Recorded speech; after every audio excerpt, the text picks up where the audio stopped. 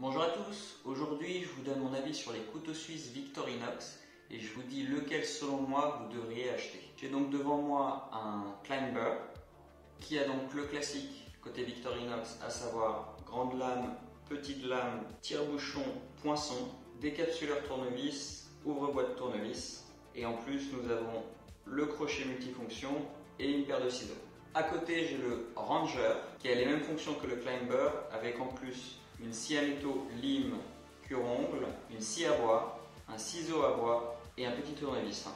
Ensuite nous avons le Swiss Champ qui n'a que 3 fonctionnalités supplémentaires par rapport au Ranger, à savoir le tournevis cruciforme, une pince multifonction et une loupe. Et enfin nous avons le Swiss Tool Spirit XC qui a des fonctions similaires au Swiss Champ mais avec des outils présentés différemment, notamment une pince beaucoup plus conséquente et on notera l'absence de tire-bouchon. Quel que soit votre choix, je vous recommanderais toujours d'ajouter des coques plus. Ce sont des coques qui permettent d'avoir un stylo en plus de l'impasse épilée et du cure-dent, un petit tournevis fin pour les lunettes notamment qui se range dans le tire-bouchon et une petite aiguille qui se met dans le manche, très utile pour ouvrir notamment les ports carte SIM sur les smartphones. Je vais maintenant vous présenter individuellement chacun de ces couteaux et une vidéo séparée sera faite pour le Swiss Tool qui est un peu particulier. Je vais donc vous présenter en détail chaque outil. Pour ce faire, je vais utiliser le Swiss Champ car il contient tous les outils que les autres possèdent. À l'extérieur, vous avez donc petite pince à épiler qui est très efficace et qui vous dépannera. Elle est bien mieux que certaines pinces à épiler qu'on peut acheter dans le commerce. Et je trouve que c'est pas facile de trouver une bonne pince à épiler, donc je suis très content de toujours l'avoir sur moi. De l'autre côté, vous avez le cure-dent. Personnellement, et comme beaucoup de monde, je pense que l'utiliser pour sa fonction cure-dent n'est pas très hygiénique. Par contre, il peut s'avérer utile sur des modèles tels que le Climber où vous n'avez pas de cure-ongle pour pouvoir vous curer les ongles. Et à côté ici, vous avez le stylo, donc qui est présent dans les coques plus. Il vient donc par défaut sur ce modèle-là, mais sur tous les autres modèles que je mentionnerai dans cette vidéo, il ne sera pas présent. Je vous conseille vivement donc de ne pas prendre en considération le fait qu'il est présent ici et ne l'est pas à côté, car vous pouvez facilement changer les coques afin d'insérer une coque avec un trou ici pour y ajouter le stylo et également acheter séparément le stylo. Petite astuce pour utiliser le stylo, au lieu d'essayer d'écrire comme ça, ce qui n'est pas très pratique, sur l'ensemble des modèles, vous avez le crochet multifonction qui, lorsque vous l'ouvrez, vous permet de positionner le stylo. Vous aurez alors une bien meilleure prise pour écrire. Petit anneau multifonction qui pour ma part n'est pas très utile. Vous pouvez y mettre vos clés mais sur quelque chose de relativement encombrant, même sur le Climber, je trouve que ce n'est pas nécessaire d'avoir ces clés accrochées avec. La classique lame Victorinox très tranchante, très efficace et qui se réaffûte facilement. Vous avez la petite lame qui va avec, qui pour moi est le plus utile pour des travaux de précision, c'est-à-dire que comme les lames ne sont pas bloquables, elles risquent de se refermer sur les doigts, notamment si vous essayez de percer quelque chose avec. Avec la petite lame, vous serez plus précis pour percer ou même pour travailler du bois, et sa taille étant plus petite, elle a moins de chances de vous couper. Vous avez le classique ouvre-boîte tournevis et de l'autre côté décapsuleur tournevis plat dénudeur de fil. L'ouvre-boîte n'est pas ce qu'il y a de plus utile, mais si jamais l'ouverture facile d'une boîte de conserve se casse, vous serez bien content de l'avoir. Pour ce qui est du tournevis, donc c'est un petit tournevis plat, mais avec la forme arrondie ici, on peut s'en servir comme tournevis cruciforme. Il accroche très bien les vis et il s'avère très pratique à l'utilisation. Le décapsuleur, toujours pratique à avoir. Dénudeur de fil, personnellement, je n'en ai pas l'utilité, à moins que vous fassiez des travaux électriques. Et surtout pour des petits câbles, vous n'en aurez pas besoin. Tournevis plat de grande taille qui peut s'avérer utile lorsque le tournevis de l'ouvre-boîte n'est pas suffisant. Qui plus est, c'est relativement costaud et vous pouvez l'utiliser pour ouvrir des pots de peinture par exemple. Vraiment pratique cet outil. Il a l'avantage de se bloquer à 90 degrés pour pouvoir mettre plus de force lorsque vous vissez une vis. Ensuite, nous avons les ciseaux, un indispensable chez Victorinox. Ce sont les meilleurs ciseaux du marché. Et très honnêtement, que ce soit en cuisine, lorsque vous voulez ouvrir des paquets proprement, lorsque vous voulez découper du papier cadeau ou même pour vous faire les ongles, ils sont très performants et très pratiques. Au dos, vous avez le tire-bouchon, toujours utile je trouve d'en avoir un. Vous pouvez ajouter, c'est présent sur le Swiss Champ mais pas sur les autres modèles, ce petit tournevis. Si vous avez des lunettes ou même pour des petites vis pour ouvrir des claviers ou des petits jouets d'enfants par exemple, c'est utile. Il a l'avantage de se ranger dans le tournevis. À côté, vous avez l'emplacement pour une petite épingle. De même, fourni sur le switch champ, pas sur les autres modèles. Utile pour ouvrir l'emplacement carte SIM des téléphones. Le poinçon, donc avec un trou, qui à l'origine était utilisé pour recoudre des vêtements en cuir. Vous pouvez l'utiliser pour percer du bois ou toute autre matière. Il est très efficace, très performant. Ma dernière utilisation en date, c'est l'élastique de mon masque qui avait lâché. J'ai donc pu faire un trou dans mon masque pour faire passer l'élastique et un nœud et que celui-ci me tienne jusqu'à ce que je rentre chez moi pour le changer. Ensuite, vous avez le crochet multifonction. Je trouve son utilité limite, si ce n'est pour le stylo comme je vous ai présenté juste avant. Il servait initialement à soulever les journaux qui étaient attachés avec une ficelle pour ne pas se faire mal aux doigts avec la ficelle. L'avantage c'est que c'est très solide, vous pouvez vraiment tirer un poids très fort avec. À vous d'en trouver l'utilisation. Inconvénient notamment de ce crochet, c'est que sur le switch champ, il est situé au milieu. Il s'ouvre donc relativement facilement. Mais si je prends le climber par exemple, il est juste à côté du petit anneau porte-clés qui dépasse, qui fait que lorsque c'est fermé, c'est très difficile de l'attraper parce qu'on est gêné par cette petite protubérance. Il en est de même sur le Ranger. C'est pas le cas du switch champ où il est beaucoup plus facile à ouvrir. C'est pour ça que personnellement, sur le climber que j'utilise tous les jours, j'ai mis cette petite lanière qui me permet de l'ouvrir beaucoup plus facilement, notamment quand je vais utiliser le stylo. Donc là, je vous ai présenté tous les outils que vous avez sur le climber en ajoutant les coques plus, donc avec le stylo, l'épingle et le tournevis. Mais je vous recommande vivement d'ajouter ces fonctions. Ensuite, toujours au dos et donc cette fois sur le modèle Ranger, vous avez en plus un petit ciseau à bois qui, des personnes le trouvent placé trop haut. Alors en effet, sur le switch champ, il est placé relativement haut. Mais comme vous pouvez voir, sur le Ranger, il y a moins de couches en dessous. Et il peut donc être utilisé relativement facilement. Et enfin, dernier outil au dos, donc que ce soit pour le Ranger ou le switch champ, vous avez le même nombre d'outils au dos, il n'y a pas d'outils supplémentaires sur le switch champ, ce qui est un peu dommage je trouve. Ce petit tournevis plat, utile notamment pour les dominos électriques. Et enfin, en plus de ces deux outils supplémentaires à l'arrière par rapport au climber, nous avons deux outils supplémentaires également à l'avant, à savoir la lime et la scie. Alors, la lime a également une fonction scie à métaux juste là. Alors c'est efficace pour couper des vis ou des clous qui dépassent par exemple. Ce sera bien plus efficace sur du PVC ou du bois. Vous avez lime des deux côtés, donc lime à métaux, lime à ongles, elle est très très efficace. Certaines personnes aiment le Huntsman, qui est donc un climber avec en plus la scie. Mais je trouve ça dommage d'avoir une scie sans lime parce que quand vous travaillez du bois, c'est toujours utile je trouve de limer votre bois pour éviter de vous prendre des échardes. Enfin sur cette lime vous avez également la fonction cure-ongle, donc qui en effet est utile pour se curer les ongles, mais ça fonctionne également comme un petit tournevis cruciforme pour les petites vis, ce qui est très pratique. Et enfin la scie à bois, classique, très très efficace. Rien à redire là-dessus. Donc là nous avons présenté tous les outils du Ranger. Avant de vous présenter le reste des outils du switch champ, je voudrais vous parler de deux autres modèles. L'un qui se situe entre les deux, c'est le Mountaineer, qui a donc les mêmes outils que le Climber, avec en plus justement la lime à ongles, qui comme je l'ai dit, est utile si vous aimez avoir une belle manucure, mais notamment pour le petit tournevis supplémentaire qu'il apporte, qui va donc dans des endroits où celui-ci ne peut pas aller. C'est un modèle intéressant ici. Et ensuite, entre le switch champ et le Ranger, vous avez le Handyman qui en fait a tous les outils du Ranger avec en plus cette pince qui est très pratique parce que je la pensais trop petite pour être utile. Mon usage c'est pour donc du petit bricolage et notamment pour démonter un lit qui était fixé avec des boulons. Elle s'est avérée suffisante, je n'ai pas eu besoin d'utiliser le Swiss Tool. Alors c'était des boulons de taille 13, donc comme on peut voir elle a une taille suffisamment grande. Je pense qu'avec des boulons de taille 14 elle pourrait également passer. Par contre, ce sera trop petit pour des boulons de taille 15. La pince du Swiss Tool étant bien plus grande, elle pourra bien sûr prendre des boulons de taille 15 et même au-delà. Néanmoins, à moins que vous ayez vraiment besoin d'une très grosse pince, je ne trouve pas que ce soit nécessaire.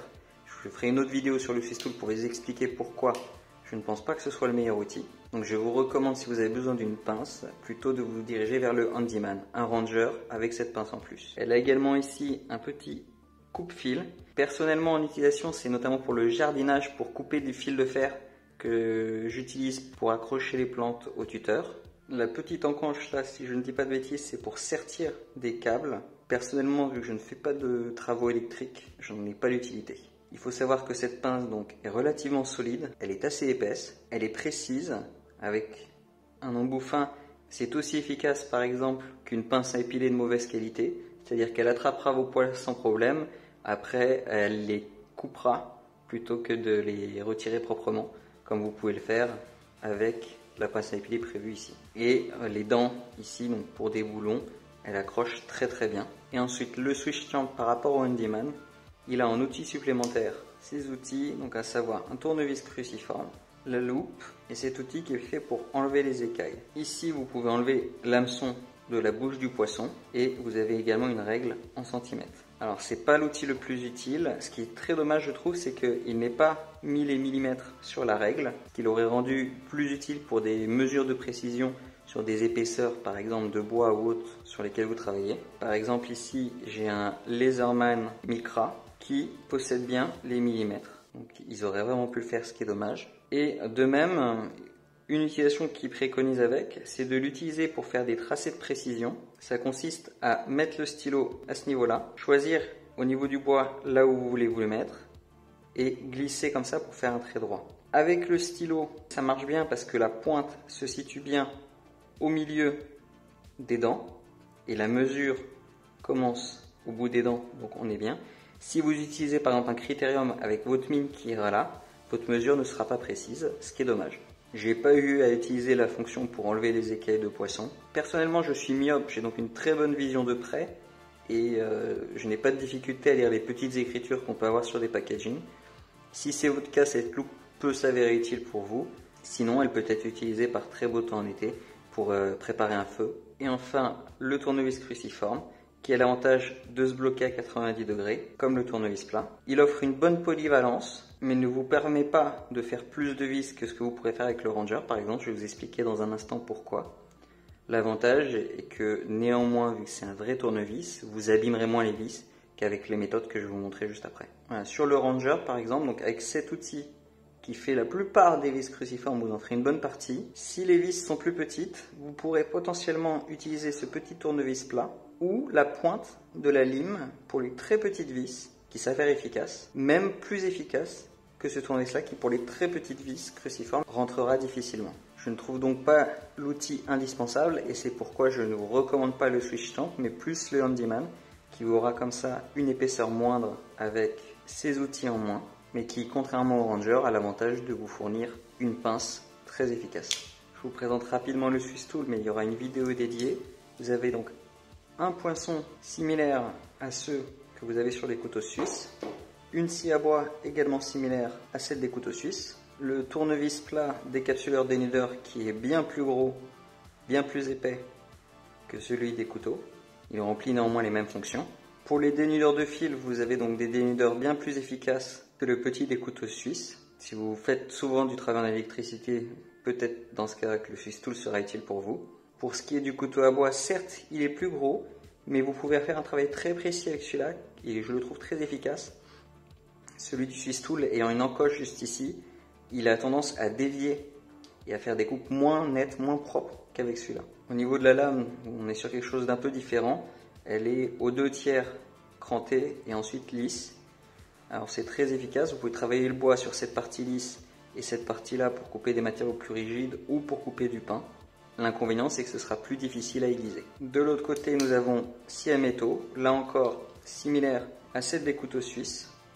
Petit défaut sur les couteaux suisses, c'est que la lime ne va pas jusqu'au bout, ce qui fait que parfois vous aurez tendance à accrocher avec le bout lorsque vous utilisez la scie à métaux. Ici, vous vous retrouverez avec un problème similaire parce qu'il y a une encoche qui est nécessaire pour pouvoir rentrer la lime dans l'outil. Sinon, elles sont similaires. Ouvre-boîte avec tournevis, similaire, mais le tournevis plat ici est légèrement plus large que celui des couteaux suisses. Le tournevis cruciforme similaire au couteau suisse, mais il a la tête légèrement plus fine et donc pour des petites vis, il accrochera mieux que celui-ci qui parfois aura du mal à rentrer. Et le petit tournevis plat qui est quand même un peu plus large que celui des couteaux suisses. Et enfin, les ciseaux qui ne sont pas les mêmes et malheureusement sont nettement moins bien que les ciseaux des couteaux suisses. Après, vous avez toujours la pince. Donc si vous avez vraiment besoin d'une très grosse pince, que vous en servez très souvent, là vous n'aurez pas le choix de vous orienter vers ce genre d'outil avec un coupe-fil ici, pince fine, précise, aussi précise que celle des couteaux suisses, et ici une pince plus large. Personnellement, la pince des couteaux suisses est suffisante pour moi. Après, à vous de voir selon votre usage.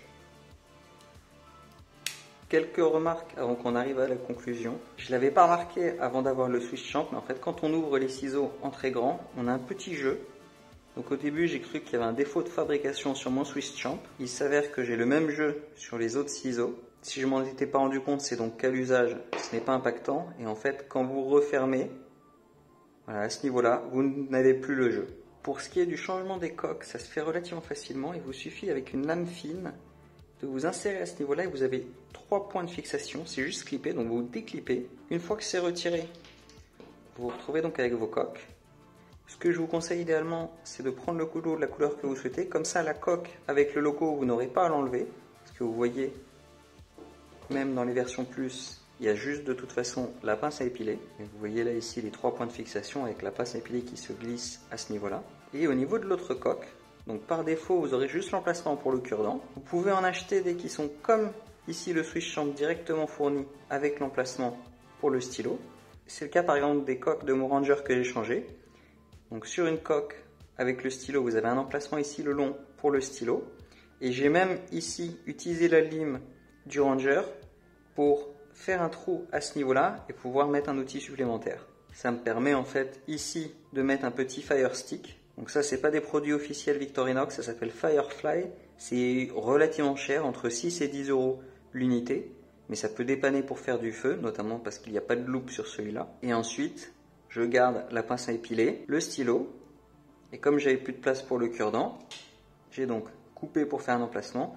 Et en fait ce que j'ai fait c'est que j'ai coupé ici mon cure-dent pour le raccourcir. Vous voyez il est nettement plus court qu'un cure-dent classique et ça me permet de le positionner comme ça. Vous voyez vous avez donc la place pour mettre le cure-dent à ce niveau-là, juste là.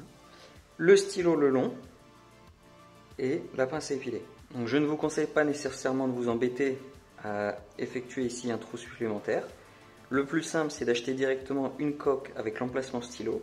Malheureusement, par exemple, pour mon Climber, j'en voulais une en blanche et je n'en ai pas trouvé à un prix raisonnable avec l'emplacement pour le stylo.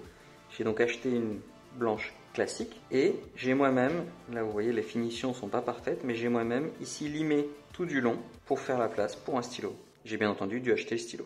Alors l'avantage du Climber et du Ranger, c'est que selon moi l'espace est optimisé parce qu'il y a 3 couches. Et que les 3 couches sont utilisées à l'arrière. Donc ici vous avez le poinçon, le crochet, le tournevis. Et ici pour le Ranger vous avez en plus le ciseau à bois et le petit tournevis plat. Si vous prenez par exemple un Mountaineer comme je le recommande, si vous avez besoin d'une lime à ongles avec la lime en plus qui sert de petit tournevis, c'est surtout cette fonctionnalité que j'apprécie, vous aurez une couche supplémentaire et vous aurez un emplacement inutile. Pour le Ranger de même, comme le Swiss Champ, vous aurez donc une couche supplémentaire pour la pince, sans outils supplémentaires. Pour le Swiss Champ, ça dépend comment on voit les choses. Selon 1 ou 2 couches supplémentaires par rapport au Handyman. Donc il y a la pince qui prend bien entendu une couche. Vous avez le tournevis cruciforme avec la loupe qui prend une couche en plus. Et là en fait, au niveau de la scie, sur la même couche, ils ont mis l'écailleur. Vous voyez, il n'y a pas de barre en aluminium. Donc ça forme une seule couche. Et en fait, au niveau des ressorts, vous avez le ressort sous le petit tournevis plat, ici, donc comme c'est le cas pour le Ranger. Et pour l'écailleur, vous avez un autre ressort juste à côté. Donc à voir si on considère que c'est une couche supplémentaire ou non. Ce que je veux dire par là, c'est qu'on ne pourra dans tous les cas pas mettre d'outils en plus ici. Par contre, au niveau de la loupe, vous voyez bien qu'ici on a une barre pleine qui aurait pu accueillir selon moi un outil en plus. Pour ce qui est de la pince, c'est la ligne la plus épaisse ici.